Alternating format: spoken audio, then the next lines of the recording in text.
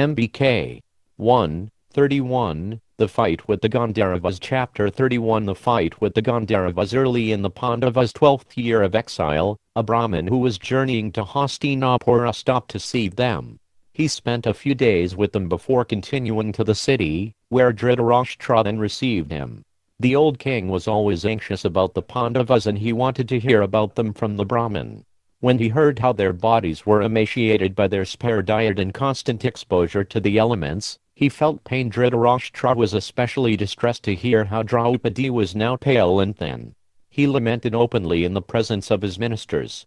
Knowing himself to be the cause of the Pandavas' suffering, Dhritarashtra cried, "Alas, how is it that Yudhishthira, who has no enemy on earth, now lives in a lonely forest and sleeps on the bare ground? How is the ever-wrathful Bhima able to tolerate the sight of Draupadi clad in barks and lying upon the earth? Surely he restrains himself only out of devotion to his elder brother Arjuna. Seeing Draupadi and the twins in such misery, must be breathing the hot sighs of an angry serpent. All those heroes and their wife should not be suffering such pain." Duryodhana's cruel words at the dice game must burn them day and night, and I can imagine Bhima's anger increasing day by day like fire fed by ghee. Dhritarashtra's anguish echoed around the assembly hall. Vidura and Bhishma both sat nearby, but they remained silent. The king continued, "Alas, my sons, along with Shakuni and Karna, saw only the honey at the top of the tree but not the fall. By robbing the Pandavas they have acted sinfully. I am also sinful for having allowed it. Surely the Kurus will soon be destroyed. Perhaps all these events have been ordained by all-powerful destiny. Nothing can overpower fate. Driven by his own unseen destiny, a man acts in ways he later regrets. Hence I am now left lamenting for the inevitable." After hearing that Arjuna has gone in his own body to heaven and received the celestial weapons, what can I expect from my sons? Dhritarashtra's voice trailed off into sobs. He raised his hand and dismissed the assembly. Shakuni left the hall and went immediately to speak to Duryodhana. He found him sitting with Karna. The three friends had enjoyed the past 12 years, free finally of the Pandavas. Although his father occupied the throne, Duryodhana was actually the ruler. He tended to all affairs of state. Dhritarashtra spent most of his time alone, regretting his actions toward the Pandavas. Duryodhana had steadily increased his strength by forming diplomatic alliances all around the world. He was ready for the Pandavas to return from exile. That was, of course, if they ever came back. The Kaurava prince folded his palms and bowed slightly as his uncle entered the room.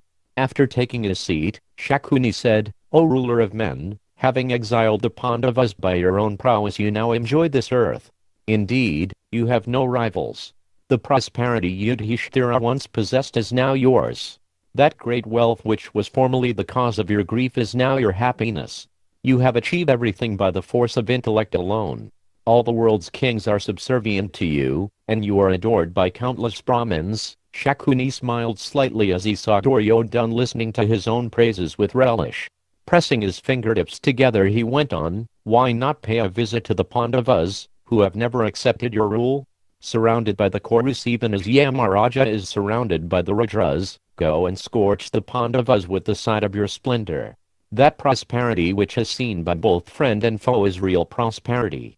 Let the wives of the Kurus accompany you in their finest dress and look upon Draupadi clad in barks. What greater happiness could you experience?" Karna voiced his approval with a laugh, but Duryodhana appeared pensive. "I am not sure. I don't think father will allow me to go to the Vaidavana. My motives would be too obvious to him. Indeed, the old man is grieving for what we have accomplished, and he considers that they have become more powerful by their ascetic practices." As he thought of the Pandavas in the forest, Duryodhana smiled. It would certainly be enjoyable to see their poverty and suffering while displaying his own wealth. Gradually, his malice overshadowed his doubts. "Nevertheless, your suggestion finds favor with me, O hero. What could be a greater delight than to see the Pandavas sunk in misery? Perhaps we can devise some means by which the king can be convinced to let us go. If Dharmaraja, Arjuna, and especially Bhima, were to see me graced with their wealth, then the goal of my life would be attained." The three Kurus agreed that some feasible reason for their going had to be found. Pondering the problem, they each left for their own abodes. The next morning, Karna said to Duryodhana, "O king, I think I have found a plan that will work. I have learned that our cattle herds are now in the Dvaitavana. They need to be checked and counted, and it is always proper for this to be overseen by the Kshatriyas. If you tell your father that you wish to do this service, he will surely give his permission." As they were speaking, Shakuni arrived and said the same thought had occurred to him. They felt certain that this was the perfect pretext, and they laughed together and shook each other's hands. They decided to go that day to see the king. Coming before Dhritarashtra, they inquired about his welfare, and in return he blessed them with affectionate words. As they sat together, a cowherd, whom Duryodhana had instructed beforehand, came into the room and spoke to Dhritarashtra about his cows. Taking the opportunity, Kṛṣṇa then said, "O king, the cattle are now in a charming woodland, and the time for marking the calves has come. This is also an excellent season for your son to go hunting. Why not have him go to the Dvaitavana to check the cattle? Shakuni and I will accompany him there." The king looked doubtful. "O child, although hunting and seeing the cattle are both proper acts for rulers, I have a concern. The Pandavas are reported to be living somewhere in that region, and thus I feel you should not go there. You have defeated them by deceitful means, and thus they are living exiled in the forest. Although Dharmaraja will never become angry, the same cannot be said for Bhima. And Draupadi is effulgence herself. She is endowed with great ascetic merit and capable of consuming you by her curse. Full of pride and folly as you are, you will surely offend her and thus be reduced to ashes." Dhritarashtra continued, his heart burning as he again remembered Pandu's sons and their chaste wife. "Perhaps the Pandavas themselves will consume you with the fire of their weapons. Or if from the force of numbers you seek to injure them, then that would be improper, and I know you can never succeed. The mighty armed Arjuna has returned from heaven and now possesses all the celestial weapons. Even without those weapons he was capable of conquering the earth. Why then will he not now kill you all? I suggest that you order some trusted men to go there in your place. Leave well enough alone and do not disturb the Pandavas, who are like sleeping lions." Shakuni rubbed his chin. "O descendant of Bharata, the eldest Pandava is dedicated to virtue and cannot possibly harm us while he is fulfilling his vow in the forest. His brothers are obedient to him and will do likewise. Nor do we wish to see the Pandavas, we shall not even approach them. You need not fear any misconduct on our part." Although the king was hardly convinced by Shakuni's words, being repeatedly requested, he finally agreed to let Duryodhana go. The prince quickly assembled a large force of men. With all his brothers and thousands of women, they soon set off for the forest. 8,000 chariots, 30,000 elephants, 9,000 horses, and many thousands of infantry accompanied them. Carriages, shops, pavilions, traders, bards, and men trained in hunting followed them. As the procession moved off, it resounded like the deep roar of the winds during the monsoon season. Arriving at the Dvaitavana, Duryodhana camped about 4 miles from the lake. His many attendants built him a house surrounded by fruit trees near a good water supply. Separate houses were constructed for Kṛṣṇa, Shakuni, and Duryodhana's brothers. Duryodhana then went to see the large herd of cattle. He examined their limbs and supervised their counting and marking by the herdsman. When all the work was done, the Kuru prince wandered cheerfully throughout the region, enjoying himself with his friends and the women. His entourage roamed about the woodlands at pleasure, like the celestials enjoying themselves in the Nandana groves. The herdsmen, who were expert at singing and dancing, entertained their royal guests, who in turn distributed first-class food and drinks to the herdsmen. After the entertainment, Duryodhana decided to go hunting. Attended by his followers, he went about the forest killing hundreds of bison, buffaloes, boar, deer, bears and gavas. The hunting afforded him the opportunity to see the delightful regions in the forest, which resounded with the sweet notes of peacocks and swarmed with bees intoxicated by the honey of fragrant flowers. As the prince went through the forest like Indra amid the gods, he gradually came to the Dvaitavana lake.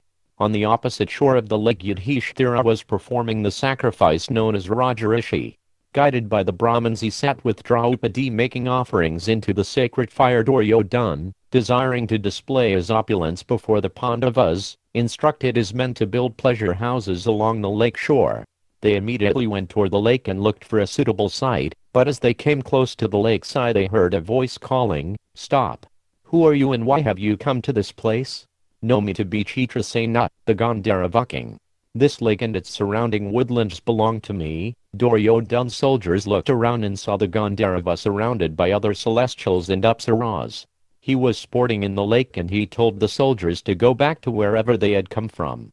The soldiers returned to Duryodhana and gave their report. Duryodhana then detailed a number of his most powerful generals to drive the Gandharva and his followers away. The generals went before Kṛṣṇa and said, "The powerful son of Dhritarashtra, King Duryodhana, has come here to sport. Therefore, you should leave this place immediately." But the Gandharvas simply laughed. Kṛṣṇa's reply was harsh. "Your wicked-minded Duryodhana has little sense, or how could he command we who dwell in heaven? We are not his servants. You are fools to bring us such a message and to thus meet your own deaths. Go back to where you came from or find yourselves in Yamaraja's abode today." The soldiers again returned to Duryodhana and told him that if he wished to use the lake, he would have to fight with the Gandharvas. Duryodhana's anger rose. How dare anyone oppose him? He was the ruler of the earth. He would teach these Gandharvas a lesson. He barked out orders to his men. "Go and chastise these wretches who have so displeased me. Even if it were Indra sporting with the celestials, I would not tolerate it." Knowing the Gandharvas to be formidable fighters, Duryodhana's generals took thousands of heavily armed soldiers and returned to the lake. They filled the woods with their loud roars and crushed everything as they advanced. The Gandharvas again forbade their approach, but the soldiers disregarded them and came onto the shores, their weapons uplifted. Enraged, Kṛṣṇa ordered his followers, "Punish these wicked wretches." Thousands of Gandharvas rushed at Duryodhana's men. The soldiers panicked and fled. Kṛṣṇa alone stood his ground. He checked the Gandharvas with his arrows. Displaying his lightness of hand, he struck down the enemy by the hundreds, lopping off their heads and limbs. Gradually, he forced the Gandharva army back. But they regrouped and came again in even larger numbers. The Suta's son fought furiously and the earth was quickly covered with the bodies of slain Gandharvas. Hearing the clamor of battle, Duryodhana, Dushasana and their other brothers raced to assist Kṛṣṇa. The clatter of their chariot wheels as they charged into battle resembled Garuda's roars. A fearful fight ensued, and gradually the Gandharva warriors were overpowered. They retreated to Kṛṣṇa and the Kurus sent up a loud victory shout. Seeing his army so afflicted, the Gandharva king mounted his chariot and rushed toward the Kurus. He knew all the methods of warfare and he fought with mystical weapons. The Kuru heroes were rendered senseless by Kṛṣṇa's illusions. It appeared that every one of them was surrounded and attacked by Gandharvas. They cried in fear and fled panic-stricken from the fight. Only Duryodhana, Kṛṣṇa, Dushasana and Shakuni remained fighting, although they were all severely wounded. The Gandharvas concentrated on Kṛṣṇa, surrounding him and raining down showers of weapons. With swords and axes they cut down his chariot and slew his horses and charioteer. Kṛṣṇa leapt down with a sword and shield in his hands and mounted Vikarna's chariot. Urged on by Kṛṣṇa, Vikarna immediately fled from the battlefield in fear for his life. Then only Duryodhana and his brothers remained. They hurled their weapons at the Gandharvas, but the celestials closed in on them. They smashed Duryodhana's chariot and he fell stunned to the ground. Kṛṣṇa immediately jumped down and seized the prince with such force that it seemed as if he would kill him. The other Gandharvas took Duryodhana's brothers prisoner, and others ran into their camp and seized their wives. Hundreds of Kurus were taken prisoner by the Gandharvas, who bound them with chains and herded them together. Some of the Kuru soldiers had escaped. They ran around to the other side of the lake and approached Yudhishthira. Falling before him they implored him to help. The Gandharvas have captured Dhritarashtra's mighty armed son. His brothers and women are also being held prisoner. O son of Kunti, please save them. Bhima looked at his cousin Duryodhana's crying followers and laughed. What we would have had to achieve with great effort on the battlefield the Gandharvas have easily done for us. It is fortunate for us that there are still those in the world who would do us good. Plainly Duryodhana came here with evil intentions, but he has been overtaken by unforeseen consequences. This is surely what he deserves for his sinful motivations. No doubt the evil-minded one wanted to gloat over us in our misery. Well, he deserves to suffer. Yudhishthira stopped Bhima's sarcastic words. This is not the time for cruelty. O child, why do you speak so harshly to these Kurus who are frightened and have come seeking our protection? Can we let our family disputes come in the way of honor? Among ourselves we are 5 and they are 100, but when an enemy of the Kurus has come, we are 105 brothers. The wretched-minded Gandharva knows we are living here, but disregarding us, he has insulted the ladies of our family. Yudhishthira looks around at his other brothers. O foremost of men, arm yourselves for battle. Go at once and rescue Duryodhana and his brothers and wives. The Kuru soldiers had arrived in great war chariots. Yudhishthira pointed to the chariots and said, "Mount these golden chariots and rush upon the Gandharvas." Even an ordinary Kshatriya would try his best to protect one who seeks protection. What then shall I say to you, O Brikodaratha? Indeed, what could give us more happiness? The bestowal of a boon, the birth of a son and sovereignty are sources of joy, but the happiness of saving an enemy in distress is equal to all three. Dear Bhima, your sworn enemy Duryodhana now depends upon you for his life. Could anything give you more pleasure than to protect him? Yudhishthira said that he would have gone himself, but he was bound by the vow of the sacrifice he was performing. Therefore, he was asking his brothers to go in his place and then to liberate the prisoners. Hearing Yudhishthira's command, Arjuna vowed, if the Gandharvas do not release the Kauravas, then the earth shall drink their blood. When they heard Arjuna's vow, the Kuru soldiers were encouraged. They handed over their chariots, and the 4 brothers, after donning armor, mounted them. Headed by Bhima they raced to the other side of the lake, appearing like 4 blazing fires. When the other Kurus saw them arrive ready for battle, they shouted in joy. Hearing their shouts, the Gandharvas, who were preparing to depart with their prisoners, turned and saw the Pandavas approaching. The Gandharva warriors immediately took up their battle formation. A skirmish ensued as they released arrows at the Pandavas and the Pandavas countered the attack. Arjuna, hoping that they may be able to convince the Gandharvas without bloodshed, raised his bow and called out, "O Gandharvas, let go of my brother, the king Duryodhana." The Gandharvas laughed. "We obey only one person's order. Under his rule we pass our days free from misery. O descendant of Bharata, we are always obedient to his command alone." Angered by their disregard, Arjuna answered, "Contact with others' wives and fighting with ordinary men are not proper behaviors for celestials. At Dharmaraja's command you should release the Kauravas and their women. Otherwise, I will have to rescue them by force." Arjuna could see that the Gandharvas were ignoring him. He immediately fired fierce arrows at them. The Gandharvas turned and swiftly responded with their own blazing shafts. They quickly surrounded the Pandavas, sending arrows, axes, maces and swords at them by the thousands. The brothers, facing the 4 directions, countered the weapons while simultaneously attacking the Gandharvas. An extraordinary battle took place, with thousands of Gandharvas fighting against the 4 humans. The Gandharvas tried to destroy the Pandavas' chariots as they had destroyed the chariots of Karna and Duryodhana, but they were checked by the Pandavas' arrows and could not get close enough to do any harm. Arjuna was enraged. He began to invoke celestial weapons. He threw the Agnyastra which slew thousands of Gandharvas. Bhima's forceful arrows killed innumerable other Gandharvas, while the sons of Madri, fighting with prowess, attacked and killed hundreds of others. The Gandharvas rose up to the sky, taking with them their prisoners, but Arjuna released arrows by the tens of thousands and created a net over the Gandharvas. They then angrily attacked Arjuna by throwing down maces, darts and swords. Checking their weapons, Arjuna fired crescent-headed shafts which tore off the Gandharvas' heads and limbs. They tried overcoming him with a fearful shower of celestial weapons, but Arjuna held off all those missiles with his arrows. By invoking various mystical weapons, Arjuna created havoc among his foes and they screamed in terror. Chitrasena could see that his followers were being routed by the Pandavas. He rushed at Arjuna with his mace held aloft. With swift arrows Arjuna cut his iron mace into 7 pieces.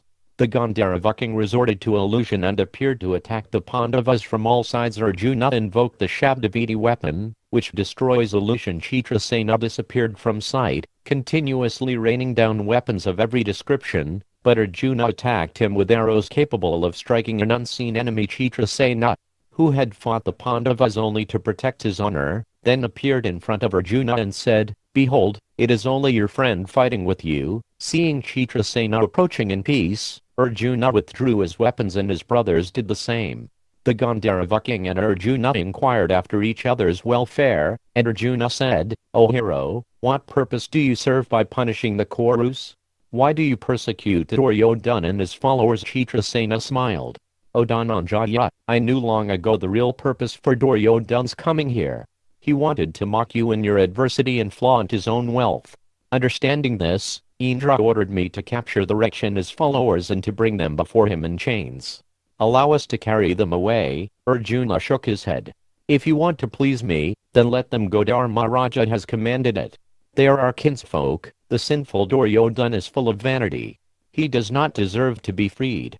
He has deceived and wronged your brother and grievously offended your wife. O Arjuna, he came here to add insult to injury. Yudhishthira did not know his reason for coming.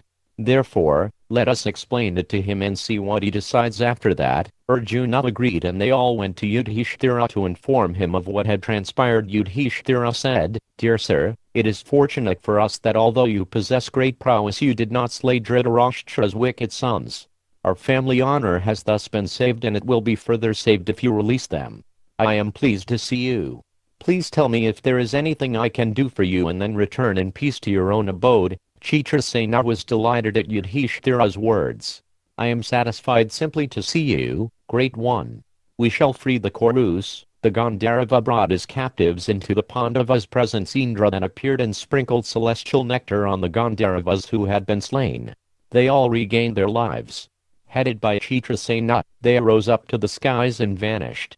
In an affectionate voice, the ever-compassionate Yudhishthira said to Duryodhana, "O child, never again commit such a rash act. A rash man never becomes happy. O Kuru prince, be blessed with all your brothers. Go home now and do not be despondent." But Duryodhana was devastated. His heart was splitting in two. He had achieved the opposite of what he had intended. Instead of humiliating his enemies, he had himself been shamed. As he made his way back to the city, he moved as if he were unconscious and without will. He said nothing to anyone. Leaving the Pandavas to worship the sacred fire and the Brahmins, he hung his head. The Kaurava prince could not stop thinking of his defeat. After he had gone about 10 miles back through the forest, evening fell and he ordered his party to stop for the night. They set up camp on a grassy bank of a nearby river. Duryodhana entered his tent. Sitting on a bedstead as bright as fire, he looked like an eclipsed moon. Unable to sleep, he remained lost in painful thoughts. Just before sunrise, Kṛṣṇa came to see him. Having fled far from the battlefield when defeated by the Gandharvas, he had not witnessed the Kauravas' capture. When he returned, no one had been able to tell him how his friend had been humiliated. He had therefore assumed that the prince had overpowered the Gandharvas by his own might. Praising Duryodhana's strength and prowess, Kṛṣṇa said, "O descendant of Kuru, it is indeed fortunate that you are alive and we have met again. By good luck you have defeated the Gandharvas, who possess great might as well as the powers of illusion. I was forced to flee from my life, my body mangled by arrows. It is a great wonder that I see you and your brothers and wives here safe after that superhuman battle. What man could have done what you did today?" Kṛṣṇa's words only increased Duryodhana's grief. He replied in a choked voice, "O Radha, you do not know what happened, so I am not angry with you. Although you think I overcame the Gandharvas, in fact my brothers and I were all defeated. After a furious battle we were taken prisoner and carried through the skies." Kṛṣṇa was amazed. Duryodhana related to him how the 4 Pandavas had come to rescue them on Yudhishthira's order, and how the Gandharva king had revealed to Yudhishthira the Kurus' real purpose in coming to Dvaitavana. When I heard Chitrasena speaking in the Pandavas' presence, I felt like entering the earth. Alas, what greater sorrow could be mine than to be bound by chains and offered as tribute to Yudhishthira in the sight of all our women? I have always persecuted those brothers. They are my enemies and will always be so. Yet it was they who released me from captivity. I am indebted to them for my life. I would have preferred to die in the battle than to suffer such a fate." Duryodhana began to cry and Kṛṣṇa tried to console him. After some time the prince managed to regain his composure. His voice was grave. "Listen, friend. I will now remain here and fast until death. Let all my brothers and other relatives return to the city. I have been insulted by my enemy. I can never return to Hastinapura. I, who was respected and feared by my enemies and who enhanced the respect of my friends, have now become a source of joy to my enemies and are of grief to my friends. If I return to the city, what could I say to my father? What could I say to Bhishma, Drona, Kripa, Ashvathama, Vidura, and the other Kuru chiefs? In his suffering, Duryodhana realized his foolishness. What madness had driven him to come out to this forest? He recalled the many times Vidura had tried to counsel him. He had never paid even the slightest regard. Surely he was now reaping the results of his own stupidity. It was unbearable. Death was the only recourse.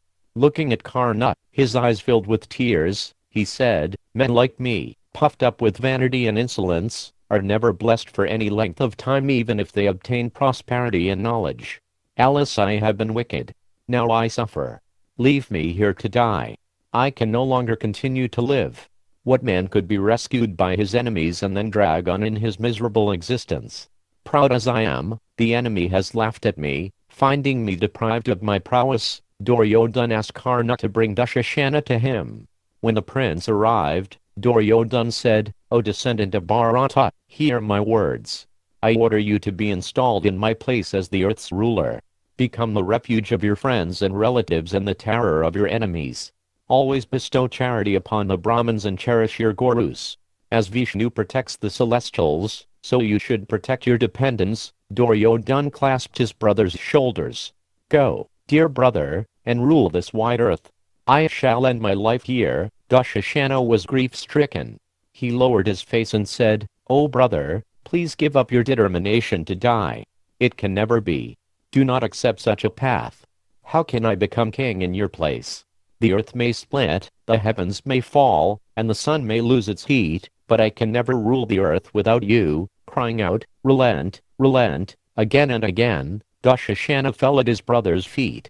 "You alone shall be the king for 100 years and I shall be your servant." Then Kṛṣṇa said, "O heroes, what will all this achieve? Weeping does not drive away grief. Summon your patience. Do not grieve and thus give more joy to your enemies." Resting his hand on Duryodhana's shoulder, Kṛṣṇa continued, "The Pandavas only did their duty when they rescued you, for it is always the duty of subjects to do what is good for their king. Under your protection, the Pandavas happily reside in your dominion. They are dependent upon you, O king. It is not otherwise. Do not indulge in sorrow like an ordinary man. O Duryodhana, we are all suffering to hear you speak of dying. Be blessed. Rise up and return to your city. Console your relatives." Kṛṣṇa tried his best to convince his friend to change his mind. He pointed out that although he had subjugated and even enslaved the Pandavas, they had not resolved to die. It was not wonderful that they had rescued him. There were many instances where a mighty king had somehow been overpowered by his enemies and been rescued by his troops. The fortunes of war were unpredictable. Sometimes one gained victory and at other times he was defeated. A warrior had to learn how to tolerate life's reverses if he wanted to ultimately gain success. Kṛṣṇa, who was covered in wounds from the battle, laughed as he continued. "Therefore, O king, rise up. Do not become the butt of jokes for other kings by dying like this. Go forth and earn everlasting fame. Put this setback behind you. Victory will surely attend you." Although he was repeatedly beseeched by both Dusasana and Kṛṣṇa, Duryodhana did not rise up. He had decided to die. Shakuni had entered the tent and heard Kṛṣṇa and Dusasana's attempts to encourage Duryodhana. Seeing Duryodhana's resolution, and knowing that he was incapable of tolerating any insult, he said, "O descendant of Kuru, you have heard Kṛṣṇa's speech. It is full of wisdom. Why then are you foolishly throwing away the wealth which I won for you? This is childish and unnecessary. It seems you have never waited upon your elders and learned self-control. As an unfired earthen pot leaks when it is filled with water, so one without self-control is lost when grief or joy arises. This is no occasion for grief. The Pandavas have helped you. Now you should not indulge in grief, reward them instead." Shakuni had always recognized that the Pandavas were superior in strength. Thus he had advised Duryodhana to defeat them at dice rather than to face them in battle. He also recognized that the 5 heroes were devoted to virtue and truth. They posed no threat to the Kauravas at all. Whatever enmity and antagonism there was between the two families came only from the Kauravas.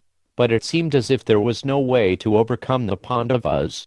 Perhaps it would be better to accept that fact with good grace rather than to be annihilated in some final confrontation. Thinking in this way, Shakuni continued, "Your behavior makes no sense, O king. You owe it to the Pandavas to repay them for their favor. Do not undermine what they have done for you by lamenting. Rather, go to them with a cheerful heart and return their kingdom. You will thereby win both virtue and renown. Establish brotherly relations with the Pandavas and then you will be happy." Shakuni thought that now would be an opportunity for Duryodhana to display his nobility. By going to the Pandavas and offering them their kingdom in return for being saved, he would reverse the situation. Instead of appearing foolish, he would appear generous and upright. The Pandavas would also appear the recipients of his mercy. Duryodhana bent down and lifted the weeping Dushasana. After hearing Kṛṣṇa and Shakuni speak, he was overwhelmed by shame. Despair overtook him completely. "I have nothing more to do with virtue, friendship, wealth, renown, sovereignty or enjoyment. Do not oppose me. Leave me, all of you. I am resolved to abandon my life. Go back to the city and, on my behalf, worship my gurus with respect." Kṛṣṇa said, "O King of Kings, how can we leave you here? Your way is our way. We are all united in happiness and distress. Give up this resolve or we too shall die." Still, Duryodhana did not waver in his determination. He spread kusha grass on the ground, took off his royal garments and put on rags, purified himself by touching water, and sat down in a yogic posture. With a desire to attain heaven, he began to observe the prayer vow of fasting until death. He stopped speaking, and ceasing all other external activities, half closed his eyes. Soon he was meditating. In the nether regions, the Danuvas and Daitayas became aware of Duryodhana's resolve.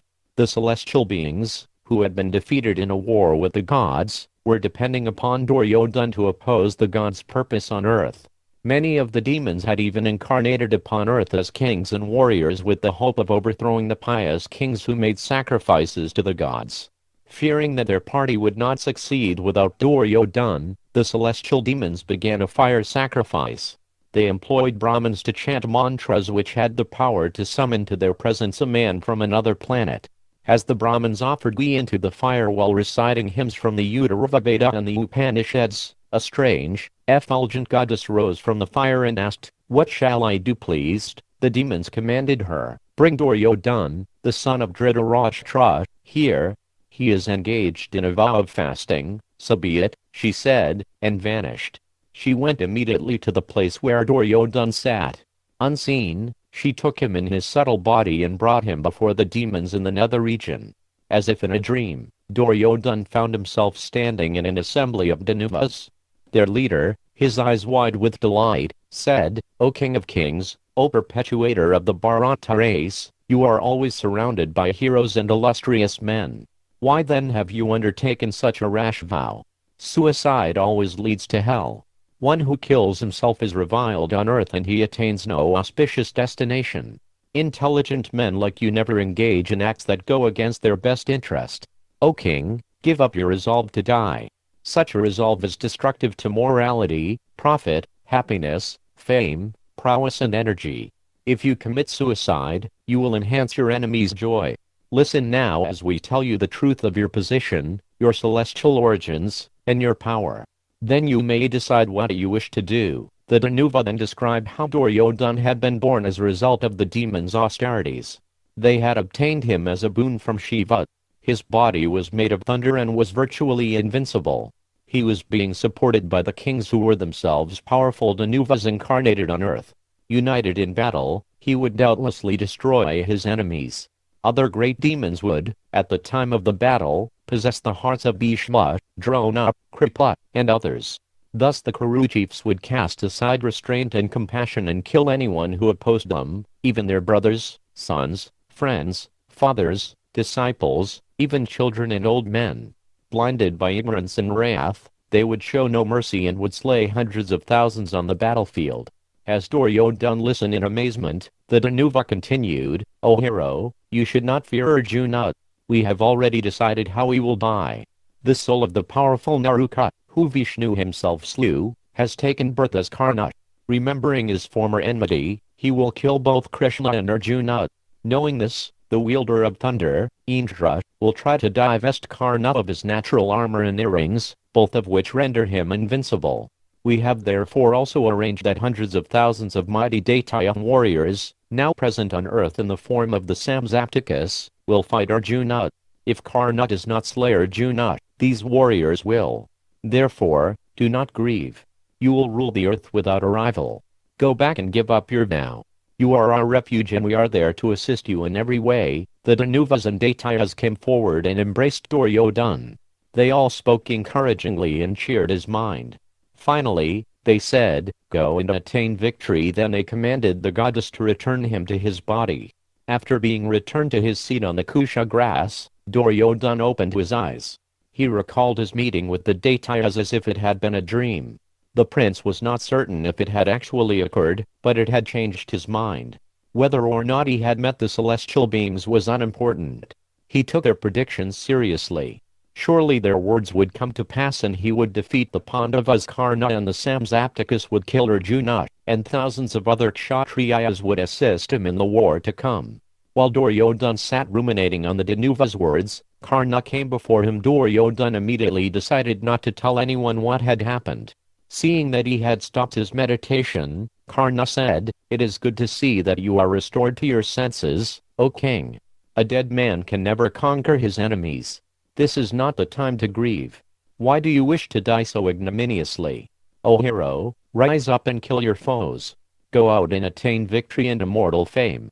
I swear that when the Pandavas emerge from exile, I will conquer them and bring them under your subjugation, to the delight of his brothers and Kṛṣṇa." Duryodhana replied, "So be it." He stood up, still reflecting on the Danuva's speech. He then took his place at the head of his army and started back for Hastinapura, his mind set upon amassing his army for war.